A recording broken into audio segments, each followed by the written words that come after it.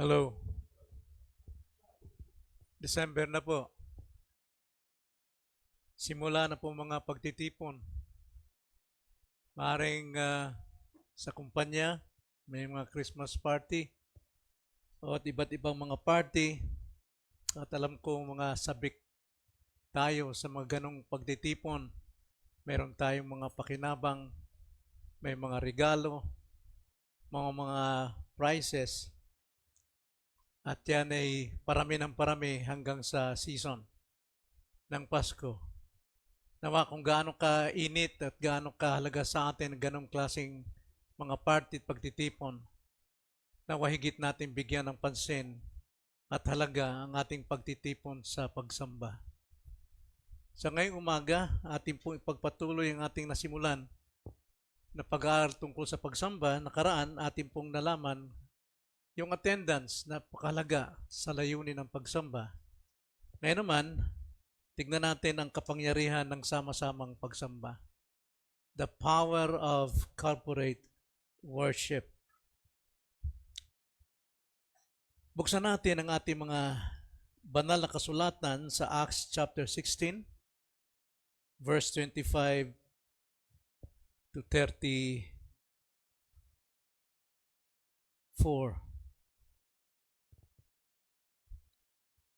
Ganito po ang sabi. Nang maghahating gabi na, sinabi ni Pablo at Silas, sina Pablo at Silas ay nanalangin at umawit ng himno sa Diyos. At sila'y pinapakinggan ng mga bilanggo. At biglang nagkaroon ng isang malakas na lindol. Anapat ang mga pundasyon ng bilangguan ay nayanig. Agad na nabuksan ang lahat ng mga pinto at nakalag ang mga tanikala ng bawat isa. Nang magising ang bantay ng bilangguan at makitang bukas ang mga pinto ng bilangguan, binunot niya ang kanyang tabak at magpapakamatay na sana dahil sa pagkaakalang nakatakas ang mga bilanggo. Ngunit sumigaw si Pablo ng malakas, "Huwag mo saktan ang iyong sarili sapagkat naririto kaming lahat." At ang bantay ay humingi ng mga ilaw at tumakbo sa loob at nanginginig sa takot na nagpapatira pa sa harapan nila Pablo at Silas. Nang sila'y mailabas, ay sinabi niya, "Mga Ginoo, anong kailangan kong gawin upang maligtas?" At kanilang sinabi, "Manampalataya ka sa Panginoong Hesus at maliligtas ka, ikaw at ang iyong sambahayan." Ipinangaral nila sa kanya ang salita ng Panginoon at sa lahat ng nasa kanyang bahay.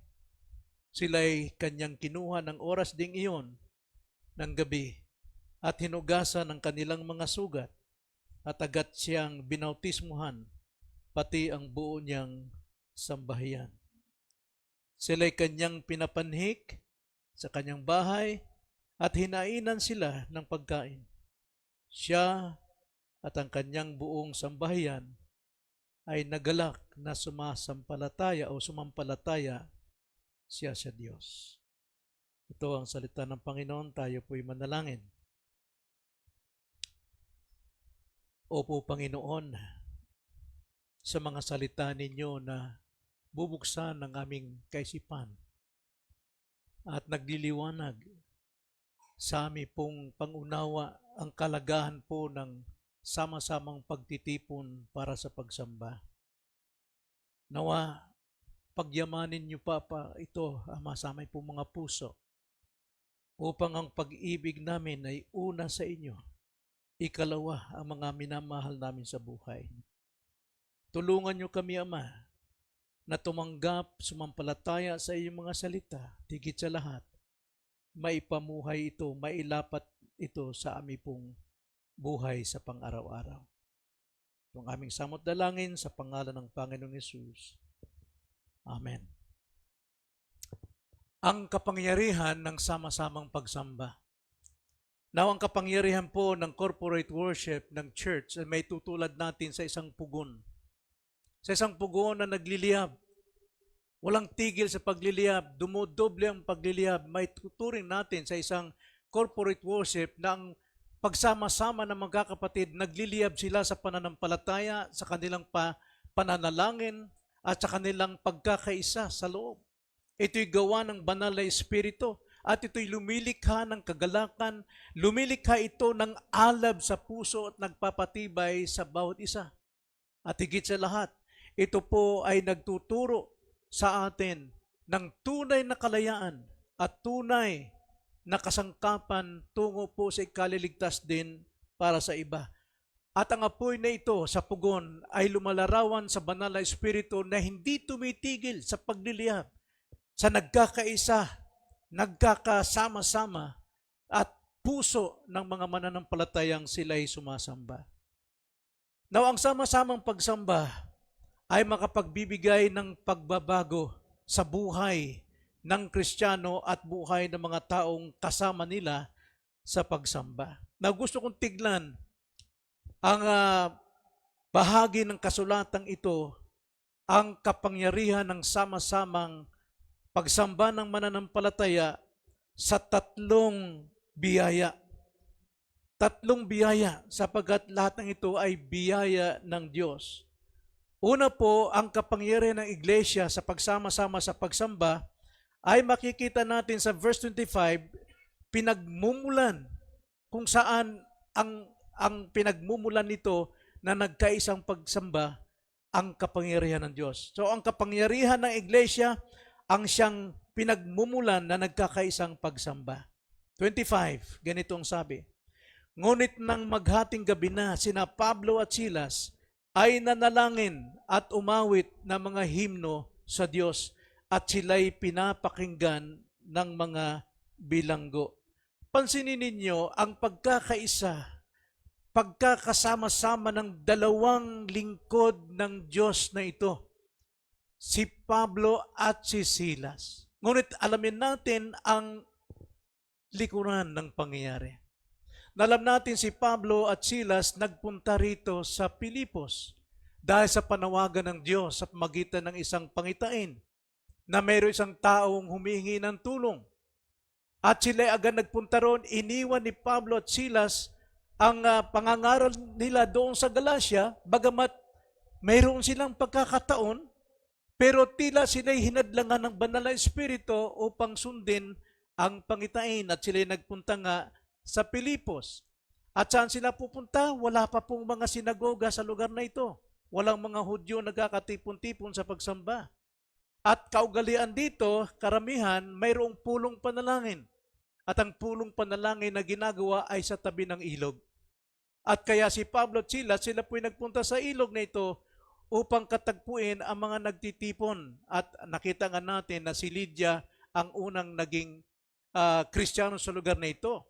At naging kaugalian ni Pablo at Silas na sila'y pumunta sa pagtitipon ng panalangin sa tabi ng ilog. Ngunit may isang babae na inalihan ng masamang espiritu ng panguhula. Nanguhula siya at mayroong amo ito na sila'y kumikita sa panguhula ng babae at ito'y sinusundan si Pablo at sinasabi, makinig kayo sa mga taong ito. Ito'y mga lingkod ng Diyos at sila'y nagtuturo ng daan ng kaligtasan.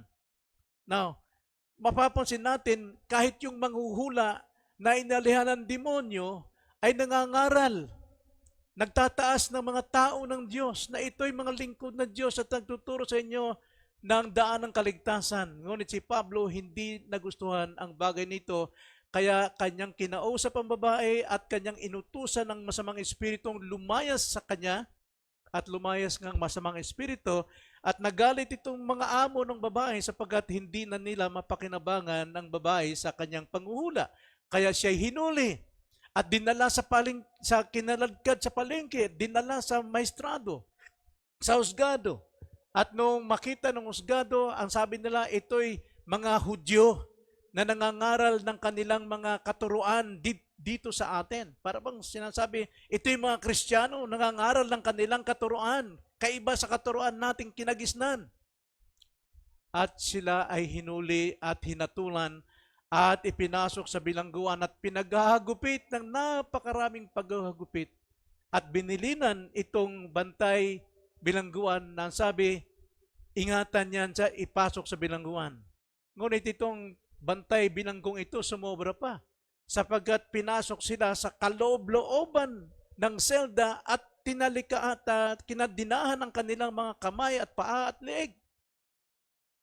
At ito ang pagkakataon sa kalagayang ito ng dalawa. Wala silang maasahan. Wala silang kagalakan sa kanilang kalagayan. May kagalakan man silang nakapangaral, ngunit higit ang kanilang kagalakan na sila'y lumapit sa Diyos sa pagsamba. Kaya ang sabi sa verse 25, ang sabi, ngunit nang maghating gabi na, sina Pablo at Silas ay nananalangin at umaawit ng mga himno sa Diyos. At sila'y pinapakinggan ng mga bilanggo. May nakamasid sa kanila. Mga bilanggo ang nakamasid. Yung mga malalayang tao, sila itong nagpahirap sa kanila at nagdala sa ganitong kalagayan ng bilangguan. Ngunit hindi sila nahadlangan sa kanilang paglapit sa sama-samang pagsamba sa Diyos. Marahil, ganoon din tayo, bugbog tayo ng iba't ibang problema sa ating pong buhay. Maiisip pa ba natin ang sumamba? Naisip ba natin lumapit sa Diyos upang umawit sa Kanya ng papuri? Naisip ba nating dumalo sa gawain dahil busy ka sa lahat ng iyong ginagawa, lalo na ngayong Christmas time?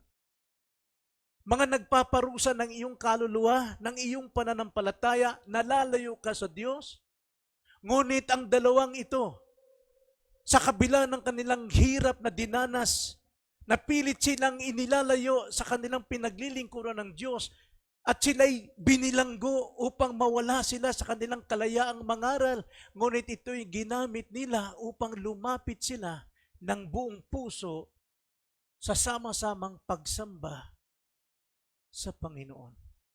At nakikita ito ng kapwa mga bilanggo, mga kapatid. Dalawa lang sila. Dalawa lang sila.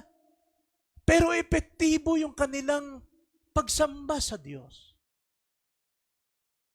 Dalawa lang silang nagkaisa ng kanilang puso, nagkaisa ng panalangin, taos puso ang kanilang pag-awit.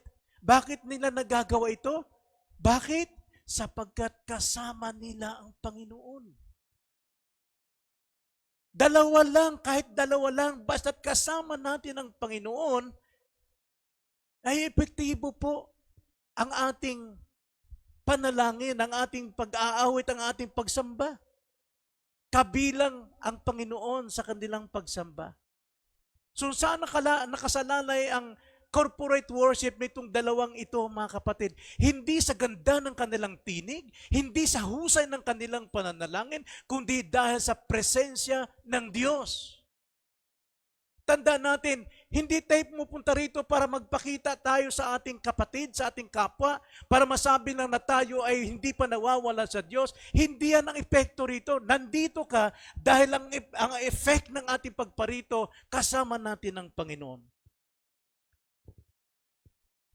Kung pahalagahan natin ang ating pagtitipon sa pagsamba, dalawa man lang o tatlo ang nakakatipon, alam nating kapiling natin ng Panginoon. At yun ang pinakamahalaga sa buhay ng pagtitipon. Yun ang kapangyarihan. Hindi yung ating bihis, hindi yung ating sasakyan, hindi yung ating kasipagan, kundi yung ating katapatan na makipagtagpo sa presensya ng Diyos. At saan siya nangako na siya makipagtagpo sa atin? Sa kanyang pulong panalangin. Sa kanyang pulong pagsamba. Walang Diyos, sabi nga kanina, is omnipresent. He is everywhere. Omniscient. He knows everything. Omnipotent. He is so powerful. And yet, ang iglesia ay kanyang katawan at andito ang kanyang kapangyarihan. Kailangan tayong magkaisang magpuri sa kabila ng kalagayan natin. Kumikita, yumayaman man tayo, alam nating hindi sa atin lahat yan. Kailangan nating ibigay ang papuri, pag-ibig natin sa pamamagitan ng ating pagsasama-samang pagsamba sa Kanya. Sapagat hinahanap ng Diyos ang ganitong uri ng pagsamba. John 4. Hinahanap ng Diyos ang ganitong pagsamba. So ang kapangyarihan ng iglesia po ay nagsisimula sa nagkakaisang pagsamba. Tulad ng dalawang ito.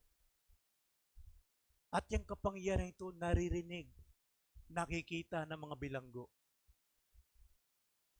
Ikalawa, pansinin natin sa verse 26, ang kapangyarihan ng iglesia ay nakakauga ng pundasyon ng bilangguan.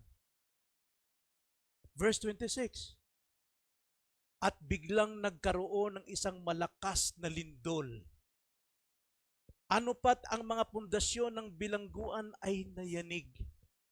Agad na nabuksan ng lahat ng mga pinto at nakalag ang mga tanikala ng bawat isa. Hindi ba't nakikita natin ang kapangyarihan ng sama-samang pagsamba rito? Ang kapangyarihan ng Diyos. Ang pagkakaisa ng puso ni Pablo at Silas, nagkaroon po ng pagbabago sa kapaligiran. Nagkaroon ng pagbabago sa kapaligiran. May malakas na impact doon sa mga taong naroon kasama sa ganitong pagsasamang pagsamba. Mga bilanggo, nalindol, at mayroong himalang naganap. Mga kapatid, hindi po aksaya ang mag-invite ng mga tao sa pagsamba. Sapagkat sila man ay bilanggo din. Bilanggo ng kasalanan. Bilanggo ng sistema ng mundo. Bilanggo ng maling paniniwalang kinagisnan. Ngunit kapag sila po'y nakakasama sa sama-samang pagsamba na mayroong pagpupurit, pag-aawit, mayroong himalang nangyayari. Nagkakaroon po ng lindol sa kanilang sarili. Ano itong pinasok ko? Bakit ganito to? Bakit nagkakaisa? Bakit nag-aaksaya mga taong ito ng ganitong pagtitipon? Ano bang mayroon dito? Bilangguan, nayanig ang pundasyon. At higit sa lahat, nabuksan ang mga pinto. Nakalag ang mga tanikala. Kaya yung lahat po ng bilanggo rito, malaya sila. Nakalaya. This is literal, spiritual, ganun din naman sa atin dito.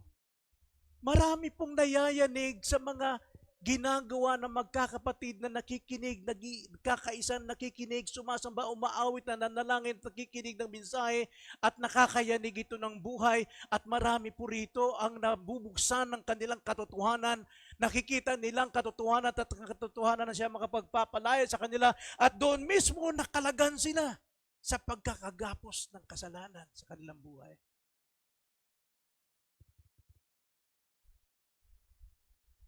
Nagkaroon po ng himala dito ng kalayaan. Kaya po napakalaga na lahat po ay nagkasama-sama. Kung ang dalawa pinapakinggan ng Diyos, lalo na kaya kung tayong lahat. Pastor, marami akong problema.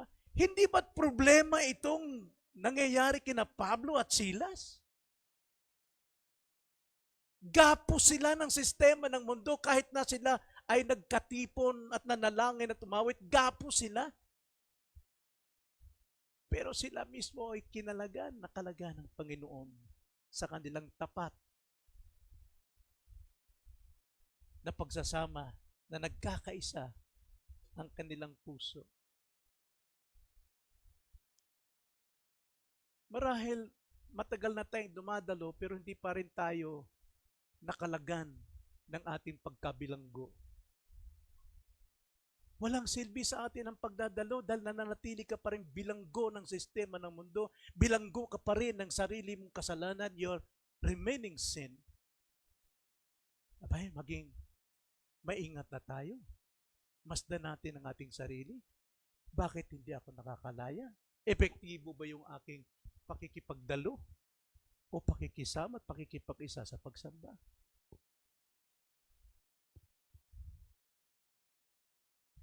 So nakita natin, mga kapatid, ang kapangyarihan ng iglesia ay nagmumula sa pagsama-samang pagsamba. At ikalawa, ang kapangyarihan ng iglesia ay nakakauga ng pundasyon ng bilangguan sa buhay. At ikatlo, ang kapangyarihan ng iglesia ay nakakapangaral ng ebanghelyo. Hanggat hindi mo taglay ang kapangyarihan ng ebanghelyo ng pagsama-sama, hanggat wala sa iyo, duwag ka na mangaral. Nahihiya kang mag-share sapagkat wala sa iyo ang kapangyarihan ng iglesia. Tingnan niyo sabi sa verse 27, 24.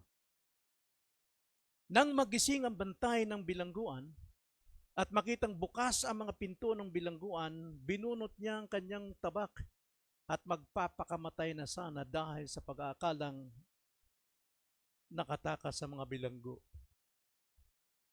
Natignan nyo, may mga ganitong tao. Nung marinig niya na nakalag ang mga tanikala, ang pintuan ng bilangguan ay biglang naglaglagan. At ang paligid ay lumilindol. Nagising sa katotohanan itong gwardyang ito. Hindi ito magagawa ng aking Diyos na si Sisar. Sapagkat sa panahong yon, ang dinidiyos nila ay si Sisar. Sapagkat si Sisar ang siyang nagbibigay sa kanila ng lahat ng kailangan nila. Tulad ng ating gobyerno ngayon, puros ayuda. Hindi yan ang katotohanan. Ang kailangan natin dito ay biyaya ng Diyos. Kaya nung makita ito nitong bantay nito, hindi ito gawa ng aking sisisar na aking dinidiyos. At nakawala lahat yung aking binantayan, binunot niya ang kanyang espada upang siya magpakamatay na. Wala, alam niyo, minsan ang katotohanan magbibigay sa iyo ng patotoo na sa iyong pinangahawakan, wala ka nang magagawa. Mas maigi pang mamatay ka na lang dyan. Pero anong ginawa ni Pablo? Verse 28, ngunit sumigaw si Pablo ng malakas, huwag mong saktan ang iyong sarili sapagkat naririto kaming lahat. So ano po ini-imply dyan? Sinasabi ni Pablo, tigil mo yan. Nakita mo ngayon, kawalang pag-asa si Sir sa'yo, tapos sasayangin mo mong buhay dyan, tigil mo yan. Itong naranasan mo ngayon, ay hindi ito gawa ng tao. At hindi magagawa ng tao, ito'y gawa ng Diyos na mamulat ka sa katotohanan. Nandito kami. Hindi kami mandaraya. Hindi kami maalis. Marahil sinasabi ng taong to, totoo nga, hindi sila umalis. Hindi tulad ng aking mga kasamahan sa pananampalataya o paniniwala. Kaya ang sabi nitong gwardiya, ang bantay ay humingi ng ilaw, ng mga ilaw, at tumakbo sa loob at nanginginig sa takot na nagpatira pa sa harapan ni Pablo at si Silas. Biglang pagbabago. Biglang nagbago ang bantay na ito na dati siya yung humahagupit na walang tigil kay Pablo at kay Silas, walang awa kahit tumihiyaw itong dalawa, walang awa.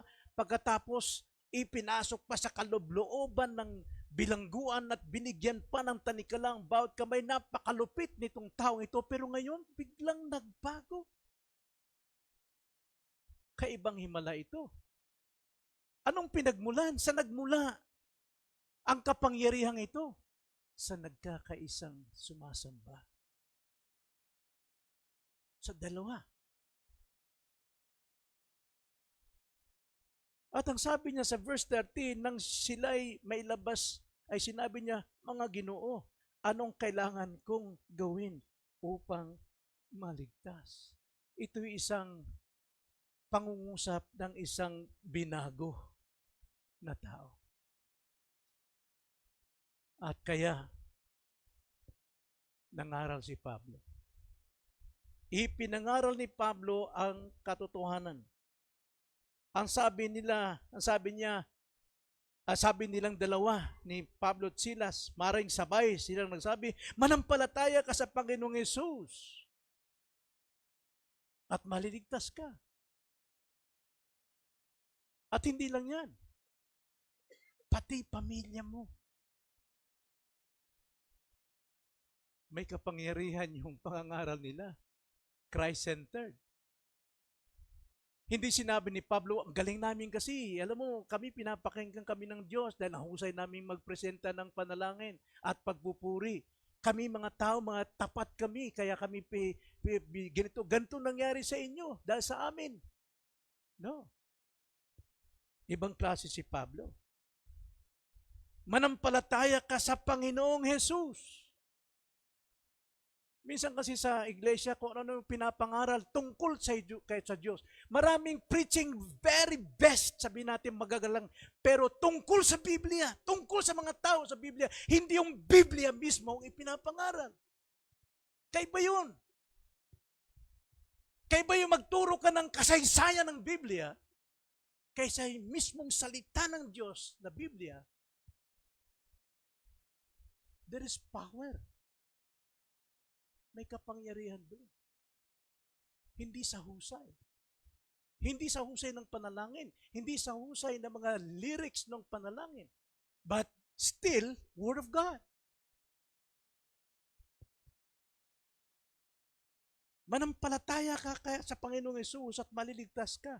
Ikaw at ang iyong sambayan. At ang sabi sa 32, ipinangaral nila sa Kanya ang salita ng Panginoon at sa lahat ng kanyang bahay.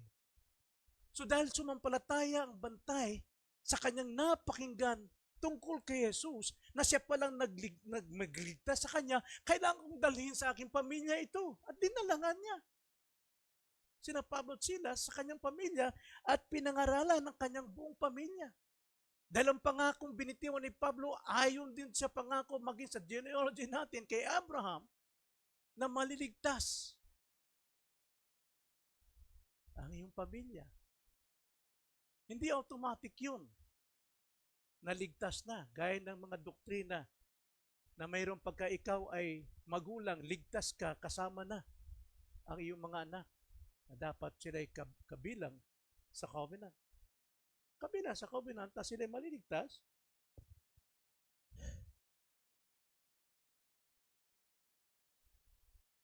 At ipinangaral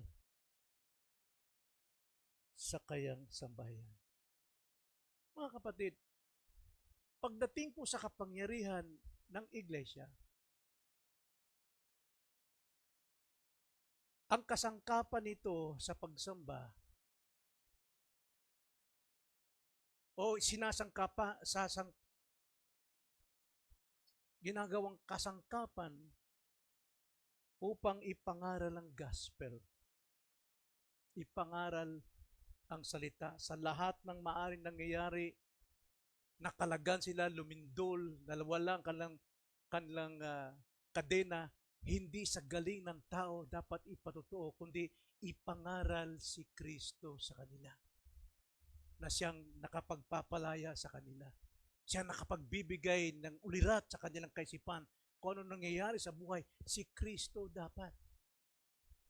Hindi kung ano yung kasaysayan lang kay Kristo. At ang mga tao ron ay tiyak makakatanggap ng kaligtasan kay Kristo. At higit lang yan, dito sa atin sa iglesia. Kapag tayo po'y nagkakaisa sa pagsamba, nakikinig tayo sama-sama, pinag-aaralan natin, maaari tayo makapag-preach din, makapag-share ng ating pong natutunan dito mismo sa iglesia, sa ating fellowship, sa lunch fellowship.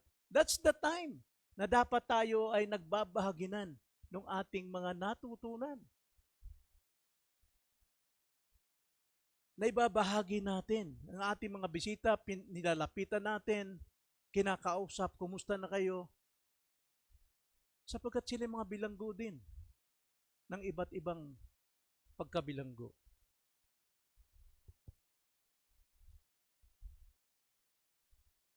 At ang malungkot, marahil mayroon pa sa atin matagal ng bilanggo pa rin.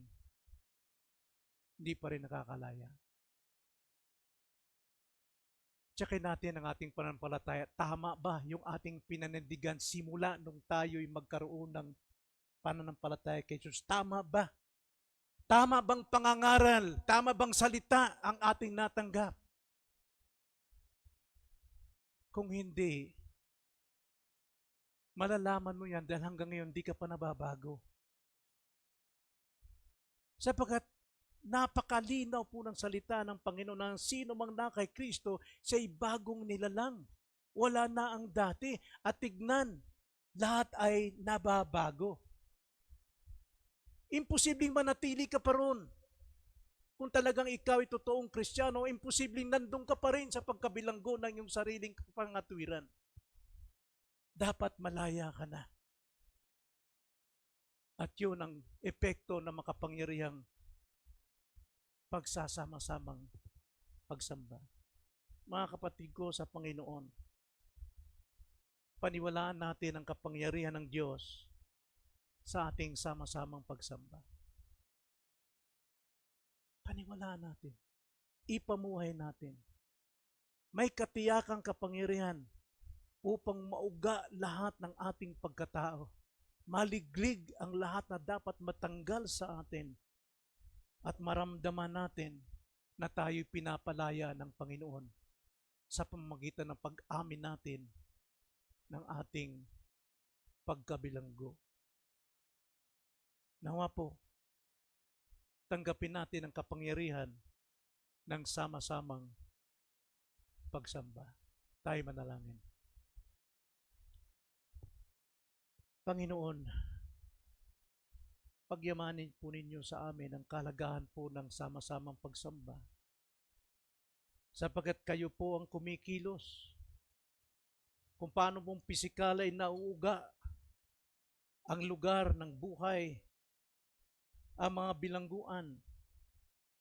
Nakakalas ang lahat ng mga pintuan ng pagkabilanggo at nakakalag ang kadena ng pagkabilanggo sa anumang bagay. Nawa, palayaan niyo kami, Ama, upang kahit kami pigilan ng sanlibutan, ay hindi namin pwedeng bitawan ang aming pong pag-awit, pagpupuri, at pananalangin sa inyo. Maraming salamat po. In Jesus' name.